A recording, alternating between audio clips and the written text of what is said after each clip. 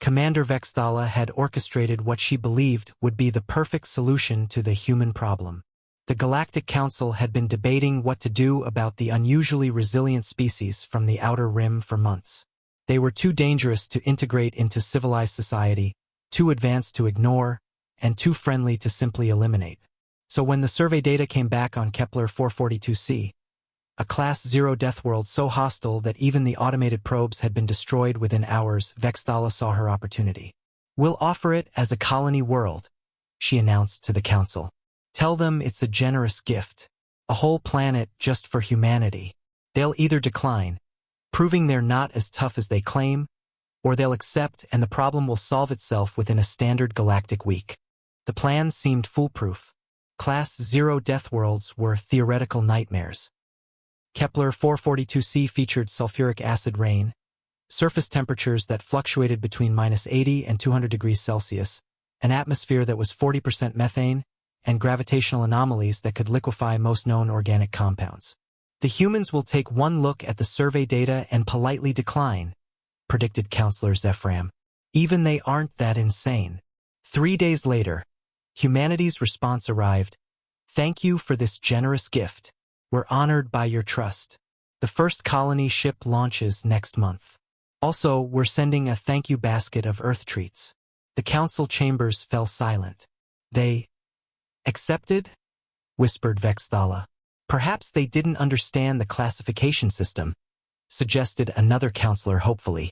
1 month later, the first reports began arriving from long-range sensors monitoring Kepler 442c. Rather than the expected silence indicating human extinction, the signals showed increasing activity. "This can't be right," muttered Chief Observer Klextai, staring at his instruments. "The readings indicate they've established a permanent settlement in the middle of a sulfuric acid storm zone." "Impossible," declared Vexthala. "Run the diagnostics again." But the readings were accurate. Not only had the humans survived their first week on the Deathworld, they appeared to be thriving. 6 months later, the reports became even more disturbing. "They've built what they call geothermal spas," read Communications Officer Nexbula, her voice hollow with disbelief.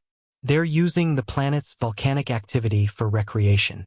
They're relaxing in the mineral springs created by the gravitational anomalies." "And the acid rain?" asked Vexthala weakly. "They've discovered it's excellent for cleaning their equipment. They've also started bottling it as something called extreme sports drink." The council chambers erupted in panic chittering. "But surely the temperature fluctuations," began Counselor Zephram.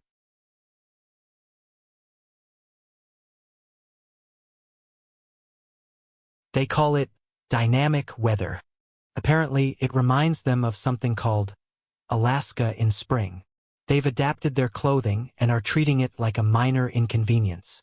By the 1-year mark, the situation had become a full-blown crisis for the Galactic Council. Not only had humanity colonized the impossible world, they had turned it into what their reports described as a premium vacation destination. "They're advertising it," announced intelligence analyst Korthek, projecting human communications onto the main screen.